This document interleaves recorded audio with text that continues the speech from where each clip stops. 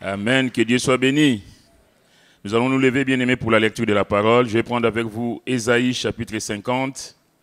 Nous avons chanté tout à l'heure que mon papa, Yahweh, m'a libéré.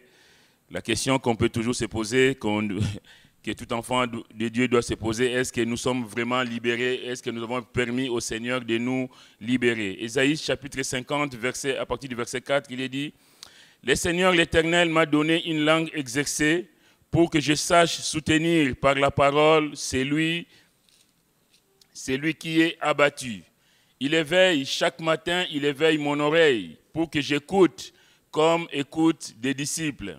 Le Seigneur l'Éternel m'a ouvert l'oreille, et je n'ai point résisté. Je ne me suis point retiré en arrière. J'ai livré mon dos à ceux qui me frappaient, et mes joues à ceux qui m'arrachaient la barbe.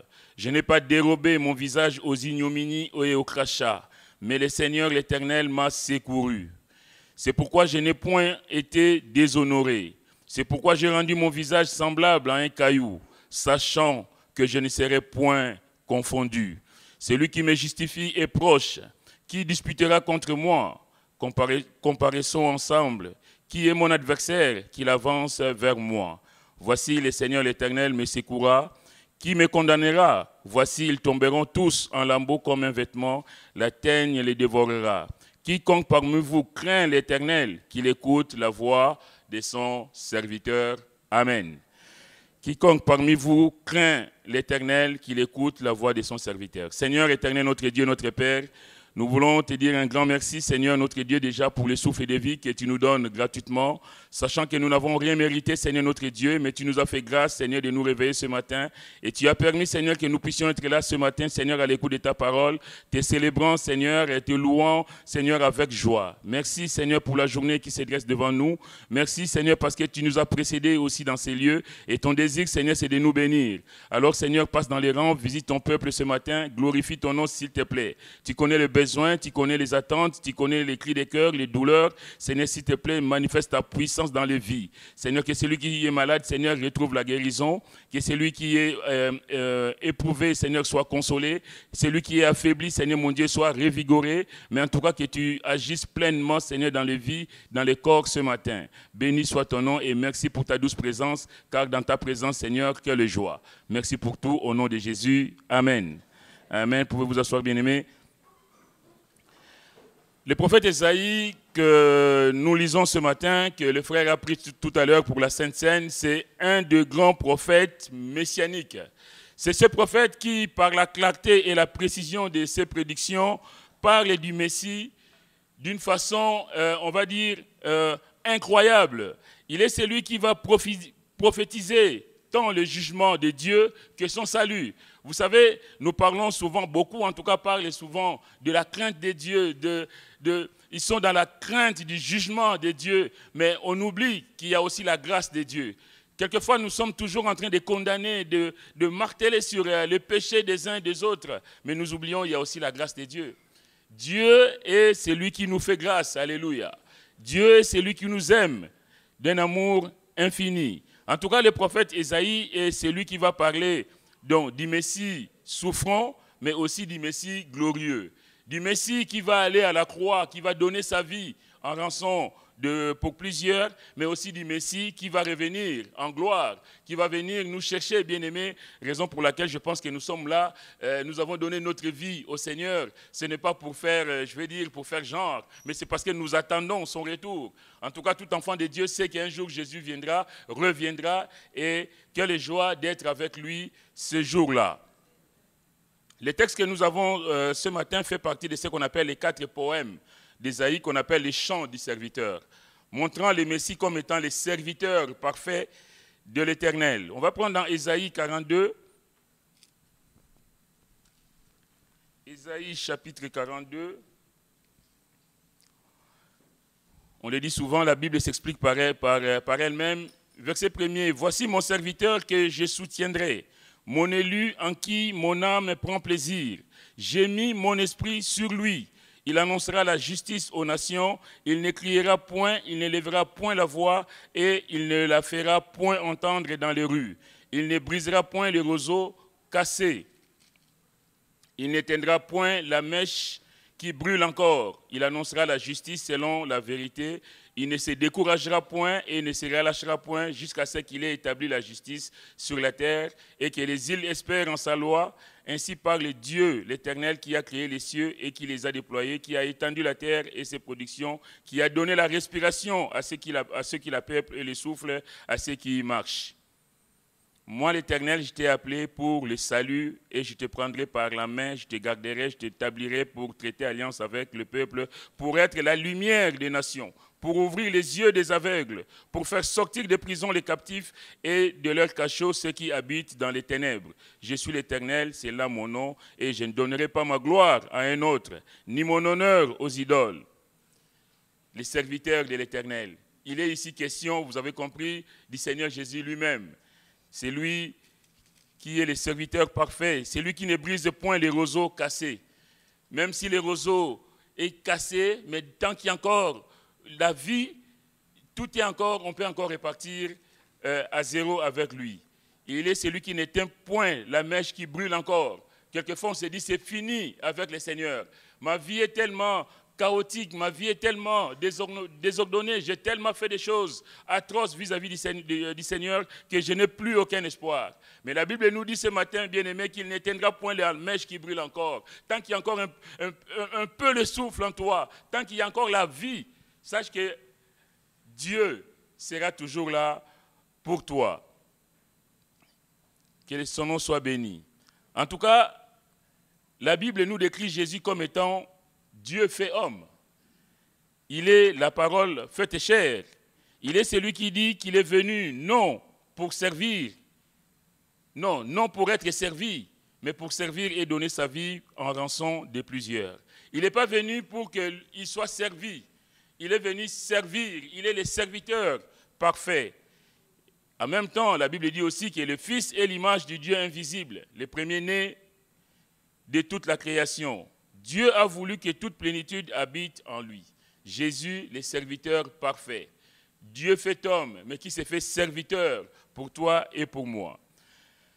Dans Colossiens chapitre 2, versets 5 à 8, il est dit « Ayez en vous les sentiments qui étaient en Jésus-Christ, existant en forme de Dieu, il n'a point regardé son égalité avec Dieu comme une proie arrachée, mais il s'est dépouillé lui-même en prenant une forme de serviteur. » Il prend une forme de serviteur. Bref, bien-aimés, ce matin, nous voulons dire que pour suivre Jésus, il faut le prendre en modèle. Si lui, qui est l'image du Dieu invisible, s'est fait serviteur pour toi et pour moi, à combien plus forte raison, nous aussi, nous devons nous faire serviteurs les uns des autres. Pour suivre Jésus, il faut le prendre pour modèle. Et pour cela, il faut qu'il soit pas seulement notre sauveur. Nous aimons Jésus parce qu'il est le sauveur. Oui, Seigneur, merci parce que tu m'as sauvé. Merci parce que tu m'as guéri. Mais combien c'est important de le considérer aussi comme étant notre Seigneur et notre Maître. Notre Seigneur, c'est-à-dire celui devant qui tout genou fléchit, devant qui nous nous prosternons, c'est lui que nous adorons. Et notre Maître, c'est celui à qui nous appartenons. C'est lui qui nous enseigne. C'est lui qui veut nous inculquer sa vision des choses. C'est pourquoi il dira, donc, accepter Jésus, c'est renoncer à soi-même, nous le savons, prendre sa croix et le suivre. Il y a un autre verset qui dit, le suivre tous les jours. C'est-à-dire que venir à Christ, bien aimé, ce n'est pas quelque chose de facile. Celui qui veut suivre Jésus doit renoncer à lui-même. Il doit renoncer à lui-même, il doit prendre sa croix. Prendre sa croix tous les jours, c'est-à-dire vivre des événements, comme disait tout à l'heure Rosine, que quelles que soient les montagnes qui vont se dresser devant nous, quelles que soient les situations qui vont se dresser devant nous, quelles que soient les difficultés qu'il y aura devant nous, Seigneur, moi je continue à te faire confiance. Quels que soient les problèmes à la maison, Seigneur, je continue de te faire confiance. Ma croix, je vais la porter jusqu'au bout. Dernièrement, j'ai vu une vidéo qui m'a été envoyée, je pense, comme ça circule beaucoup, je pense que vous l'avez vu aussi. C'est des gens qui portaient des croix, et puis il y en a une qui dit, il y a une personne qui, à chaque fois, il voulait alléger sa croix. Donc, il coupait des bouts. Chemin faisant, il coupait des bouts, il coupait. À un moment, ils arrivent à un endroit où il fallait passer, c'est la croix qui fait le pont pour passer de l'autre côté. Sauf qu'ayant coupé le petit bout de sa croix, et la croix étant devenue petite, il ne peut plus faire le pont. Tout au long de sa vie, il était là, Seigneur, c'est trop difficile, boum. Seigneur, c'est trop difficile, boum. Ça m'a fait réfléchir. On s'est dit, non, Seigneur, pas ça, pas ça. Mais derrière des situations que nous vivons, bien aimés, il y a un message que Dieu t'adresse. Dieu ne nous a pas appelés à la défaite, Dieu nous a appelés à la victoire. Mais bien aimé, pour bien savourer la victoire, tu dois combattre. Alléluia. Les frères parlaient de match cet après-midi. On ne sait pas, on ne va pas donner de pronostics, mais on aimerait que la France gagne. Ça va donner de la joie éphémère, bien sûr, je suis d'accord avec lui. Mais pour qu'ils soient champions du monde, ils vont mouiller les maillots, comme on dit. Ils ne seront pas champions du monde en se levant le matin parce que les Croates ne se laisseront pas faire. Et la vie chrétienne, bien aimée, c'est ça. Tu te réveilles le matin, chaque jour, tu as des problèmes à régler. Chaque jour, tu auras peut-être que ta femme qui regarde de travers. Et toi, tu dois aller lui dire bonjour, chérie.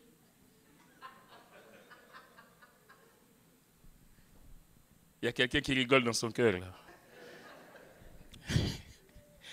Mais en tout cas, que le Seigneur soit celui sur qui nous nous appuyons. Il sait que cela ne sera pas facile. Renoncer à soi-même. Renoncer à ce que tu es. Renoncer à ton caractère impétueux. Renoncer à tes réactions connues de tout le monde. Le message que j'ai prêché à l'église à Kinshasa, je parlais de ça justement. Et le pasteur qui est là-bas, c'est un pasteur qui est karatéka deuxième dan. Et il a eu des combats dans la rue où se trouve l'église. Il y a des gens qui passaient devant l'église et qui lui lançaient des pics comme ça. Oui, pasteur, parce qu'il y a eu un souci au fait avec le voisin. Comme vous savez, en Afrique, tout s'est fait en plein air. Donc, ils ont été dire que c'est lui qui a été raconté des histoires sur la parcelle à côté. Donc, les gens passaient dans la rue et l'insultaient. Mais il me dit, pasteur, tu sais pourquoi il m'insultait? Parce qu'ils savent que maintenant que je suis pasteur, je ne vais plus réagir. Mais quand ils savaient qu'il y avait un deuxième dan de karaté qui était là, personne n'aurait osé dire ce qu'il disait là. Lui prêchait, on passait dans la rue, pasteur menteur, pasteur un tel. Il lui lançait des insultes. Mais il savait que karatéka deuxième dan, c'est fini. Maintenant, c'est un homme de Dieu, c'est un serviteur de Dieu. Alors, maintenant, qu'est-ce que tu vas faire? Tu vas sortir dans la rue, enlever ta veste de pasteur et mettre la ceinture noire. Pour régler le problème. Donc, il y aura toujours des choses comme ça, mais on laisse passer, on laisse couler, on renonce à nous-mêmes, on renonce à ce que nous étions. Et le Seigneur le sait. Sachant que cela ne sera pas facile, il veut nous instruire, il veut nous enseigner, il veut faire de nous des disciples. Est-ce que nous sommes de véritables disciples du Seigneur? Parce que venir à Jésus, c'est une chose. Renoncer à soi-même, c'est déjà pas gagné. Prendre sa croix chaque jour, ce n'est pas gagné non plus. Et suivre Jésus, ce n'est pas facile. On aime le Seigneur, on est croyant. C'est pourquoi je disais tout à l'heure, oui, on veut être sauvé, mais pour être sauvé, on passe par accepter le Seigneur comme étant le Maître et le Seigneur. Et quand je me prosterne devant lui, je sais qu'il est Dieu, que tout pouvoir est entre ses mains. Je ne me prosterne pas devant une idole, devant un Dieu fait de bois ou je ne sais pas quoi. Je me prosterne devant le Dieu vivant. C'est lui qui a la clé de ma vie. C'est lui qui ouvre et personne ne peut fermer derrière. Et quand il ferme, personne ne peut ouvrir. Alléluia. Qu'est-ce qu'un bon disciple du Seigneur? Là, nous avons lu dans Isaïe 50. Le Seigneur m'a donné une langue exercée pour que je sache soutenir par la parole celui qui est abattu. Il éveille chaque matin, il éveille mon oreille pour que j'écoute comme écoutent des disciples. Est-ce que nous écoutons comme écoutent des disciples? Nous aimons le Seigneur, ça j'en doute point. Mais est-ce que nous écoutons ce que le Seigneur nous dit? En tout cas, le Seigneur dira dans Luc 6, verset 40, « Le disciple n'est pas plus grand que le maître, mais tout disciple accompli sera comme son maître. » En d'autres mots, si le maître s'est fait serviteur, nous l'avons dit tout à l'heure, les disciples doivent en faire autant. Raison pour laquelle il dira dans Jean 13, verset 14, le message que j'ai prêché dernièrement ici, « Si donc je vous ai lavé les pieds, moi le Seigneur et le Maître, vous devez aussi vous laver les pieds les uns des autres. » En d'autres mots, vous devez être aussi serviteurs les uns des autres. Car je vous ai donné un exemple afin que vous fassiez comme je vous ai fait. Le chrétien, c'est celui qui est à l'image du Christ. Si le Christ est serviteur, si lui, le Dieu tout-puissant, si lui qui a pu ouvrir les yeux des aveugles, ressusciter des morts, tout lui en qui résidait tout pouvoir, toute la plénitude de Dieu, si lui s'est fait serviteur, à combien plus forte raison, je me répète, mais combien c'est important que nous devons être au service les uns des autres. Un véritable disciple de Christ sera celui qui se laissera pénétrer des instructions de son maître et qui ajustera sa conduite non sur les hommes, non sur la philosophie, non sur la télé. Combien d'entre nous, nous agissons par rapport à ce que j'ai vu à la télé, par rapport à ce qui a été dit à la télé, par rapport à ce que j'ai vu sur Internet, et non par rapport à la parole de Dieu. Je vais dire, quelle tristesse. Le véritable disciple, c'est celui qui se laisse imprégner des instructions du maître, et c'est celui qui les met, qui le rend, qui les met en pratique. Mais beaucoup, bien aimés, je vais le dire, mais je vais dire triste à nous, hein, à nous tous, hein, honte à nous. Quelquefois, nous faisons des choses par rapport à ce que les médias nous ont dit, par rapport à ce que mon père, ma mère m'a dit. Ce n'est pas mauvais si mon père et ma mère m'ont inculqué des bonnes choses. Mais quelquefois, nous avons vu dans des familles des choses atroces qu'il n'est pas bon du tout de reproduire. Or, l'enfant reproduit souvent ce qu'il voit. Mais si dans ma famille, j'ai été témoin de disputes, des querelles de toutes sortes, des insultes les uns contre les autres, de violences, je ne sais pas, et que je deviens chrétien, ma vie, je vais la calquer sur le Seigneur, sur la parole de Dieu, sur le respect que m'enseigne la parole de Dieu. C'est le respect mutuel que me demande la parole de Dieu. Si je suis une femme, évidemment, je serai dans le respect de la parole de Dieu, qui me demande d'être soumise à mon mari, le mari de respecter la femme, comme Christ l'a fait pour l'Église. On vit dans la conformité de la parole de Dieu et non par rapport au film américain que j'ai vu l'après-midi.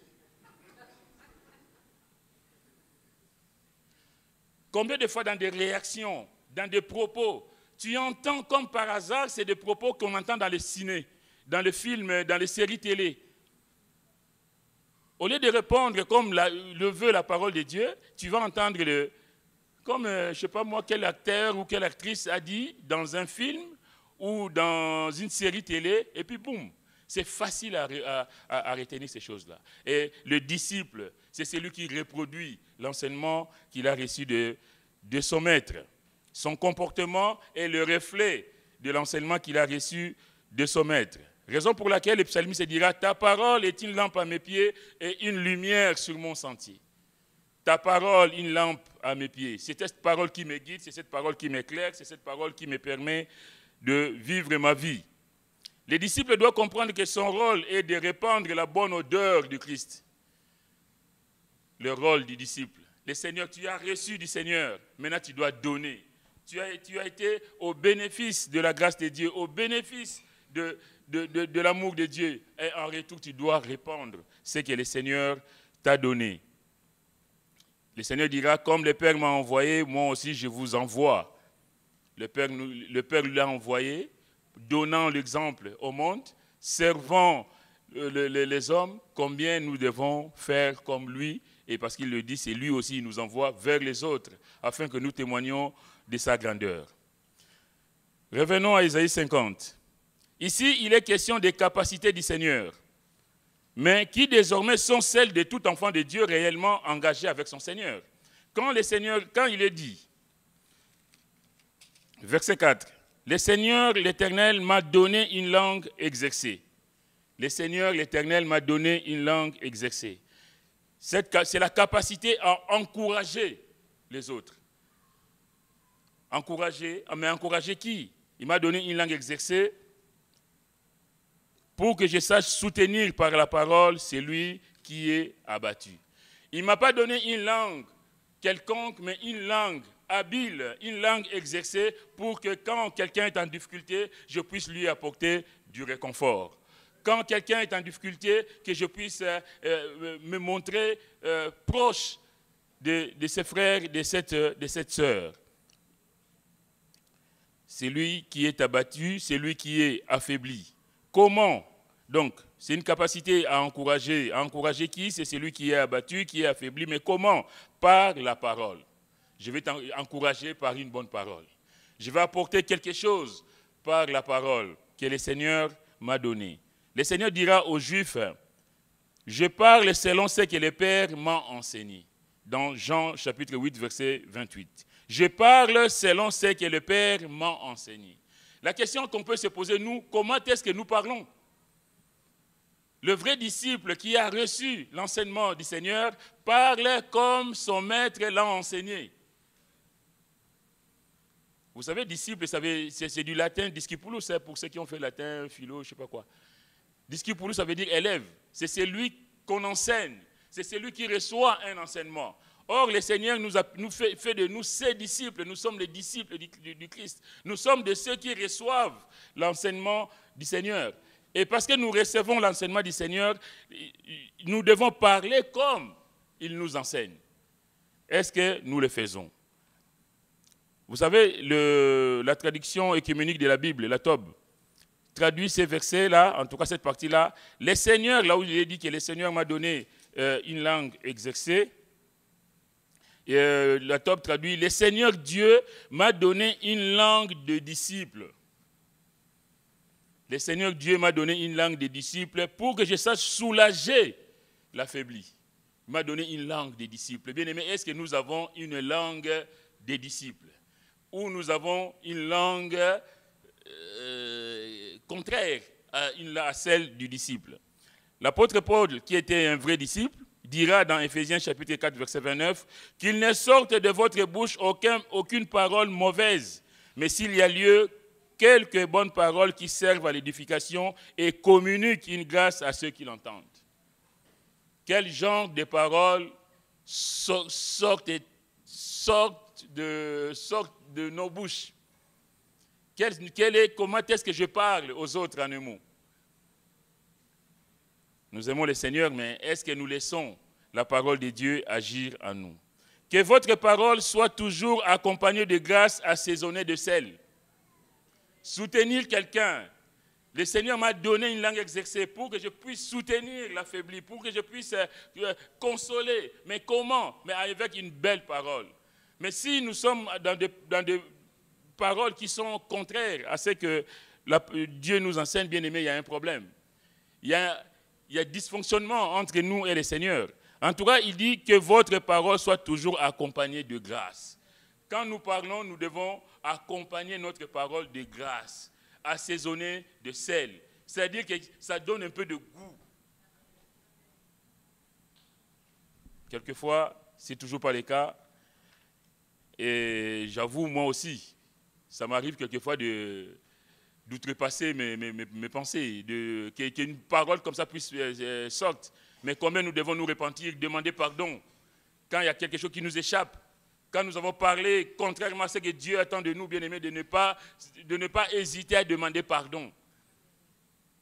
Malheureusement, quand c'est sorti, tu dis, c'est sorti, c'est sorti. Et l'autre qui a encaissé, il va ruminer toute la journée la mauvaise parole que tu lui as adressée. Et ça arrive souvent même dans nos couples. Toi, ça a l'air de rien comme ça, tu as sorti quelque chose et tu ne sais pas que tu as poignardé quelqu'un.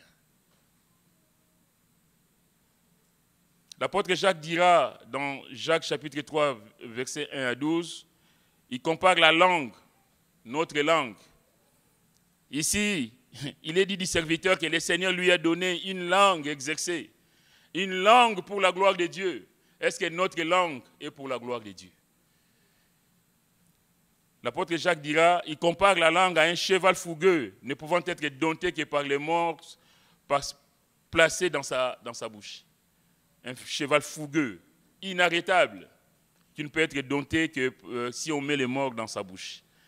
Il compare une deuxième image à un bateau très grand, mais dirigé par un petit gouvernail, au gré du pilote, au verset 4. Et plus grave encore, il dit, la langue c'est un feu. Un feu qui provoque des grands incendies. C'est le monde de l'iniquité souillant tout le corps et finissant enflammé par la géhenne. La langue est un feu. Bien-aimés, est-ce que nous avons cette langue des disciples, comme nous l'avons vu dans la traduction de Tob?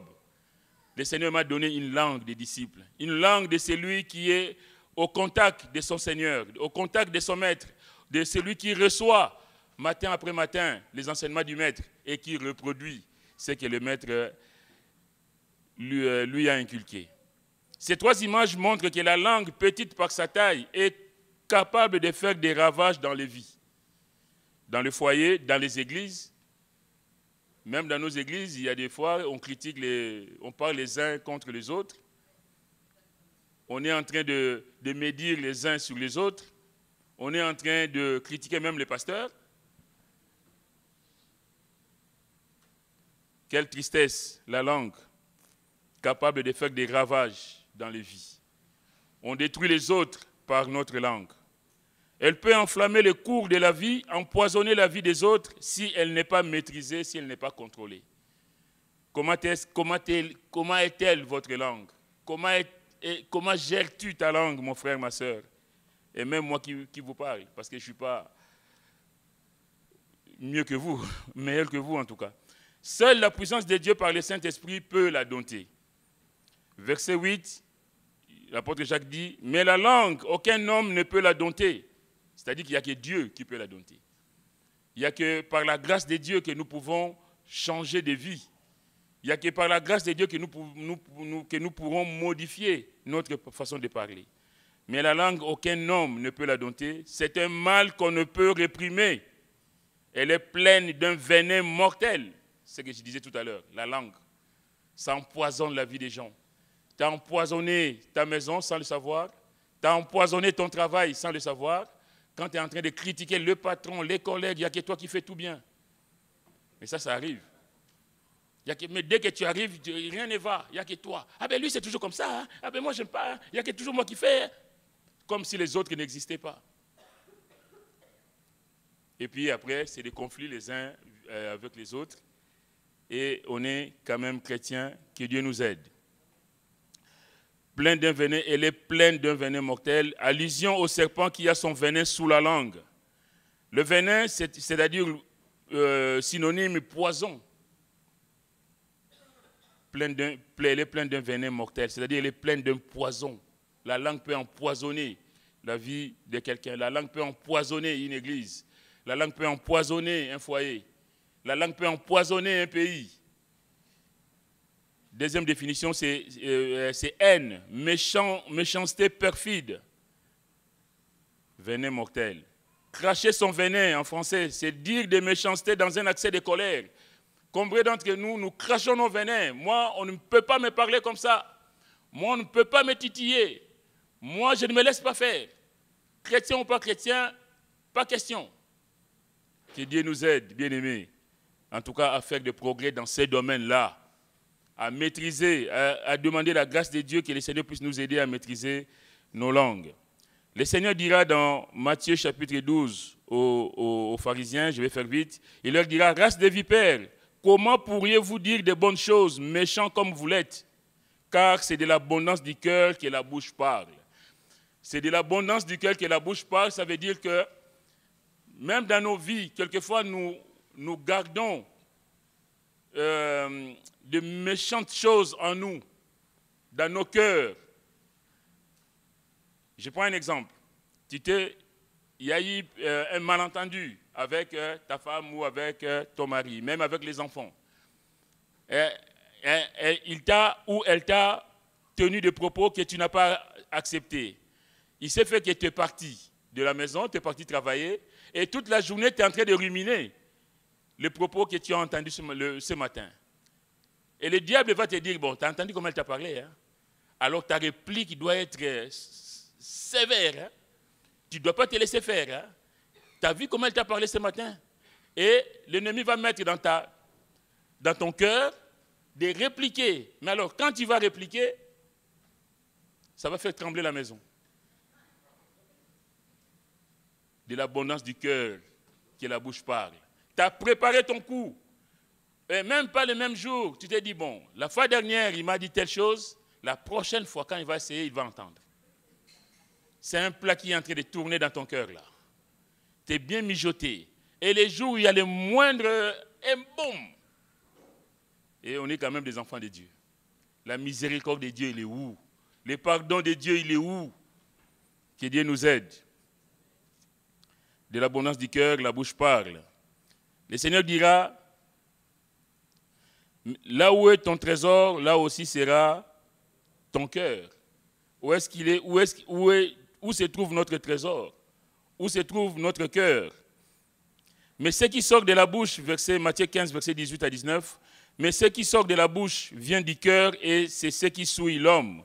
Car c'est du cœur que viennent les mauvaises pensées, les meurtres, les adultères, les débauches, les vols, les faux témoignages, les calomnies. Tout cela vient du cœur. Le cœur de l'homme. Le cœur est tortueux, méchant. La Bible dit, qui peut les connaître? Seul Dieu est capable de connaître le cœur de l'homme. Mais en tout cas, si le cœur est méchant, si nos cœurs ne sont pas régénérés, bien-aimés, c'est là que notre langue, notre bouche va reproduire ce qu'il y a sur notre cœur. Il ne faut pas s'étonner de dire que oui, on m'a dit telle chose, ou mon mari, mon ami, ou moi, je ne sais pas, quelqu'un m'a tenu tel... Mais c'est ce qu'il avait dans son cœur, tout simplement. C'est de l'abondance du cœur que la bouche parle. La bouche ne peut pas sortir des choses irréfléchies comme ça. C'est parce que dans ton cœur, tu as bien mijoté ton plat et tu as dit, bon, je vais bombarder. Et bah, là, tu lâches, quoi. Mais en tout cas, que nous soyons de ces disciples dont il est dit, le Seigneur l'Éternel m'a donné une langue exercée pour que je sache soutenir par la parole celui qui est abattu. Et le verset continue, il éveille, chaque matin, il éveille mon oreille pour que j'écoute comme écoutent des disciples. La version top dit, matin après matin, il me fait dresser l'oreille. Matin après matin, le vrai disciple, c'est lui qui a la langue exercée, qui est en communion avec le Seigneur. La Bible dit que matin après matin, Dieu me fait dresser l'oreille pour que j'écoute comme écoutent des disciples. Est-ce que nous laissons Dieu nous dresser l'oreille? Est-ce que nous laissons le Seigneur nous éveiller tous les matins l'oreille afin que nous écoutions comme écoutent les disciples? La principale caractéristique du serviteur, c'est l'écoute. Parce qu'on a écouté, parce qu'on a été attentif à la parole de Dieu, bien aimé, on va veiller à reproduire cette parole. C'est cette parole qui va faire corps avec nous et c'est cette parole qui va sortir le moment venu. Si en français, écouter, c'est ouvrir ses oreilles pour détecter le son, le bruit, dans la Bible, écouter, c'est faire confiance à Dieu. Quand il parle d'écoute, dans la Bible, c'est faire confiance à Dieu, c'est s'abandonner sereinement à sa volonté. Mais pour cela, il y a un choix à faire. Ou on écoute Dieu, ou on ne l'écoute pas. On peut être à l'église sans écouter la parole de Dieu. On peut être présent sans écouter le message de Dieu. On peut être physiquement présent et spirituellement absent. On peut, quelquefois même, moi ça m'est arrivé, je suis en train de lire la Bible et je vais me concentrer et puis il y a des pensées qui viennent me perturber dans ma lecture. L'ennemi va venir te semer des pensées. Oui, mais Jean, est-ce que tu as payé tes factures? Oui, mais laisse-moi tranquille, je suis en train de lire la Bible. Oui, mais les factures, il ne faut pas les oublier. Et boum. Que Dieu nous aide, en tout cas, à avoir cette écoute du Seigneur, à faire abstraction de ce qui se passe autour de nous, afin que nous d'être complètement abandonnés à la volonté du Seigneur. Mais en tout cas, c'est un choix à faire. Si on n'écoute pas, on est dans la rébellion, on est dans la révolte. On ne peut pas se dire enfant de Dieu si on n'écoute pas Dieu, si on n'écoute pas ce que Dieu nous dit, si on n'écoute pas les réflexions que Dieu nous fait, si on n'écoute pas ce que Dieu attend de nous. Mais l'écoute, bien aimé, c'est fait dans une intimité entre deux personnes.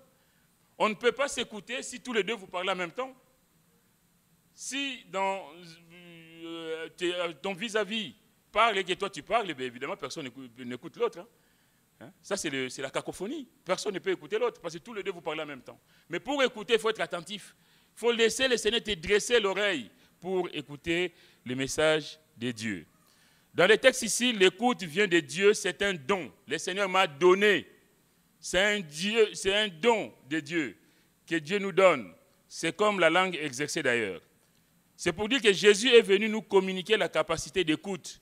Il nous donne la faculté d'entendre avec les oreilles du cœur et de comprendre avec l'esprit.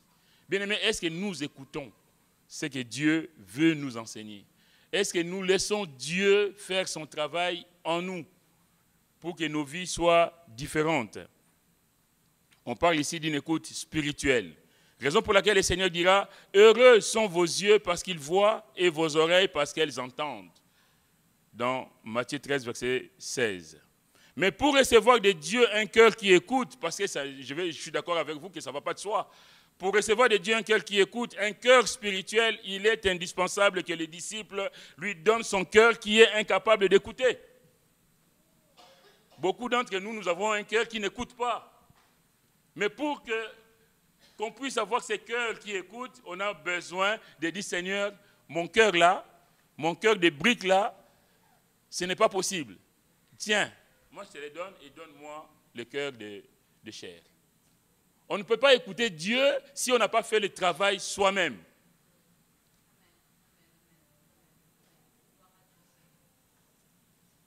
Il dira, je vous donnerai. Il faut qu'il y ait cet échange. Dieu n'impose à personne quoi que ce soit. Dieu collabore avec nous. Dieu propose des choses. Mais c'est à nous de dire oui ou non. Si tu veux insulter, tu veux continuer d'insulter en sortant d'ici, tu vas continuer à insulter. Il n'y a pas de problème. C'est un choix. Oui, ça peut faire rire, mais c'est un choix. On dit, tiens, je pense que ce message-là, j'ai eu ma part. Et tu dois faire ton travail personnel. Bien aimé, quand nous prêchons la parole, ce n'est pas simplement pour faire que les dimanches, il y a culte. C'est pour que cette parole puisse trouver le chemin des cœurs, qu'elle puisse trouver les besoins, les attentes, que cette parole puisse changer de vie. En tout cas, ce matin, que personne ne sorte d'ici comme il est rentré. Que dans nos maisons, les choses changent. Que celui qui insulte n'insulte plus, que celui qui vocifère ne vocifère plus. Qu'on puisse avoir cette langue exercée, qu'on puisse avoir cette oreille qui écoute comme écoutent les disciples. Mais ça, c'est un travail à faire. Le Seigneur dira, je vous donnerai un cœur nouveau et je mettrai en vous un esprit nouveau. J'ôterai de votre corps le cœur de pierre et je vous donnerai un cœur de chair.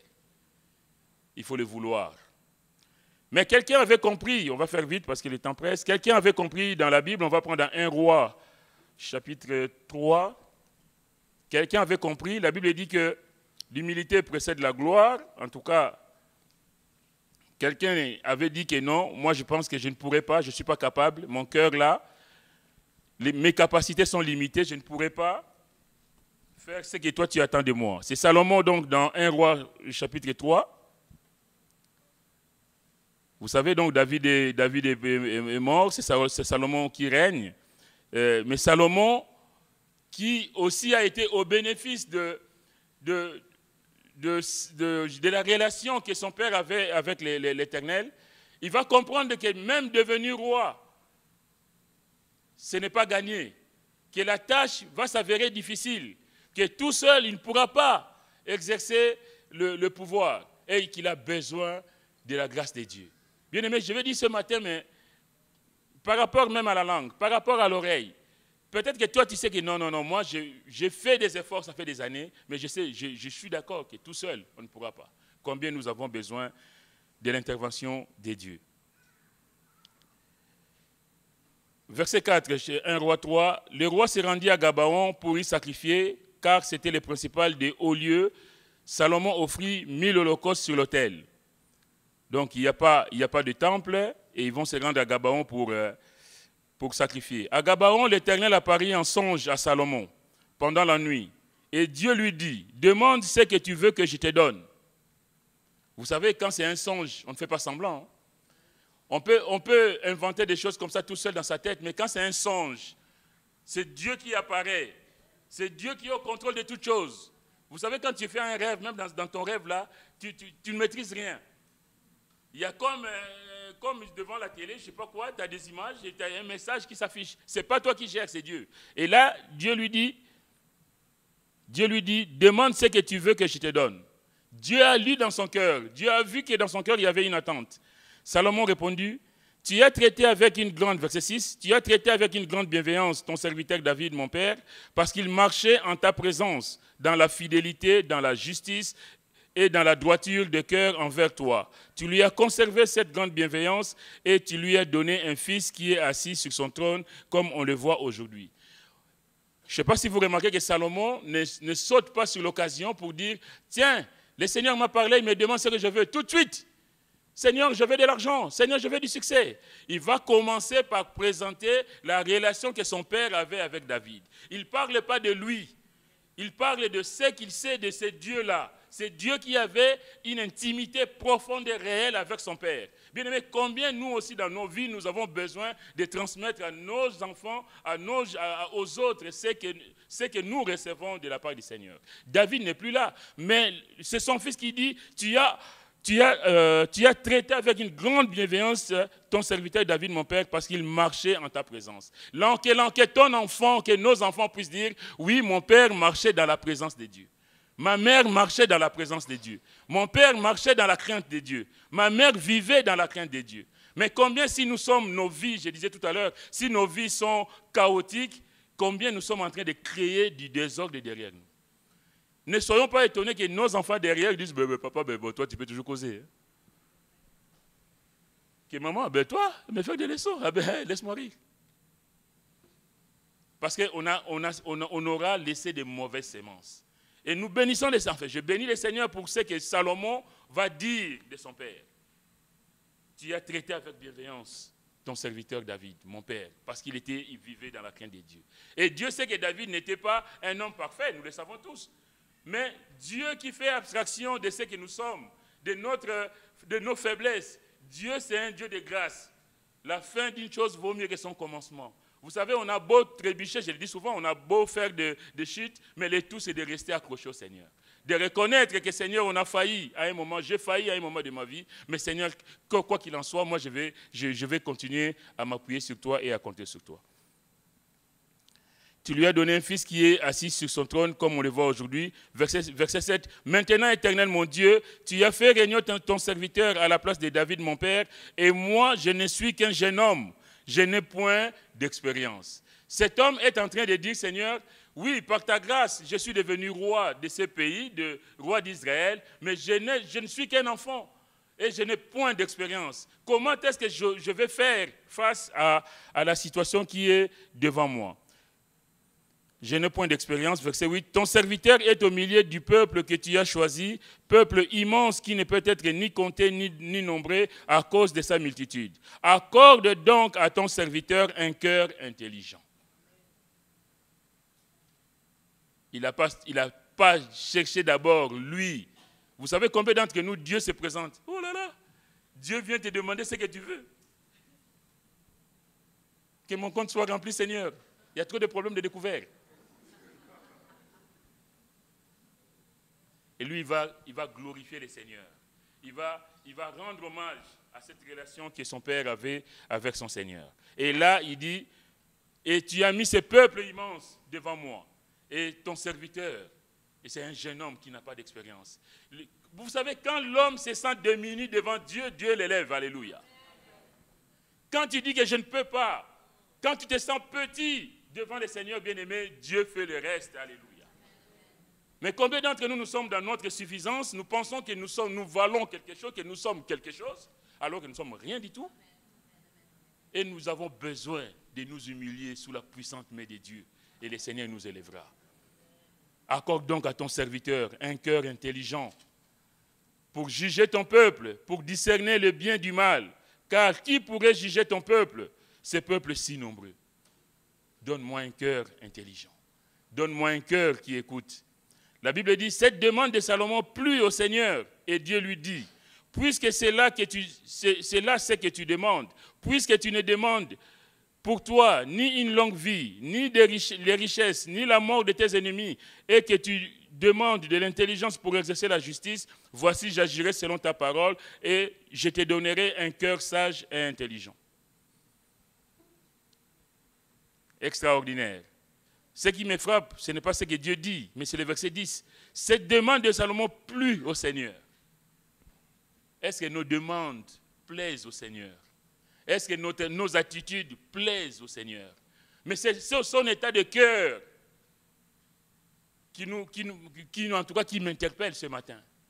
Que sa façon, sa disposition de cœur, son état d'esprit, qui est en accord avec le Seigneur. La Bible dit cette demande de Salomon plut à l'Éternel. Comment est-ce que nous parlons au Seigneur? Comment est-ce que nous nous adressons quand nous prions? Comment est-ce que nous exprimons quand nous parlons au Seigneur? Puisque tu ne demandes pour toi ni une longue vie, ni les richesses, ni la mort de tes ennemis, et que tu demandes de l'intelligence pour exercer de la justice, voici, j'agirai selon ta parole. Je te donnerai un cœur sage et intelligent, de telle sorte qu'il n'y aura eu personne avant toi et qu'on ne verra jamais personne de semblable à toi. Je te donnerai en outre ce que tu n'as pas demandé, des richesses et de la gloire, de telle sorte qu'il y aura pendant toute ta vie aucun roi qui soit ton pareil. Même ce qu'il n'a pas demandé, Dieu le lui donne. Parce que Dieu a vu son cœur. Que Dieu nous aide. Que Dieu nous aide. En tout cas, Salomon, lui, il a compris. Je vais m'arrêter là. Mais vous savez, cette partie-là, le second qui dit, Salomon qui donne à ton serviteur un cœur intelligent, la version top dit, un cœur qui est de l'entendement. Et la version d'Arbi dira, un cœur qui écoute. Donne à ton serviteur un cœur qui écoute. Bien-aimés, je pense que vous êtes comme moi, nous voulons tous avoir la bénédiction de Dieu. Nous voulons être guéris de nos maladies. Nous voulons aller de l'avant. Nous voulons avoir du succès dans ce que nous entreprenons. Nous voulons voir la main de Dieu agir dans nos vies. Nous voulons voir Dieu se glorifier dans nos maisons. Nous avons besoin de faire cette prière comme Salomon. Seigneur, donne-moi un cœur qui écoute. Parce que si nous sommes à l'écoute de ce que Dieu attend de nous, bien-aimés, notre vie n'en sera que meilleure plus tard. Je vais m'arrêter là, mais c'est long parce qu'il y a encore des choses à dire par rapport à l'oreille. Mais bon, l'heure avance et comme je disais, c'est une journée un peu particulière. Mais en tout cas, ce matin, mon message, c'était de vous transmettre de la part du Seigneur comment est-ce que nous parlons et est-ce que nous laissons Dieu agir dans nos vies. Est-ce que nous demandons à Dieu de changer nos vies, de changer nos cœurs? Est-ce que nous laissons Dieu transformer nos vies? Que Dieu nous aide, on va courber nos fronts, fermer nos yeux. Je n'ai pas fini, je pense que je reviendrai encore pour la suite de ces messages. Je vais inviter le groupe de louanges à bien vouloir s'approcher, s'il vous plaît.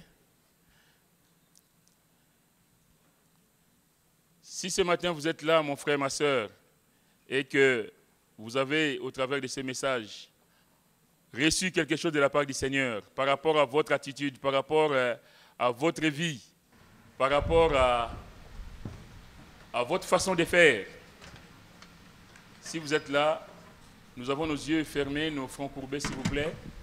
Personne ne regarde à gauche ni à droite, s'il vous plaît. Nous sommes dans l'intimité de Dieu.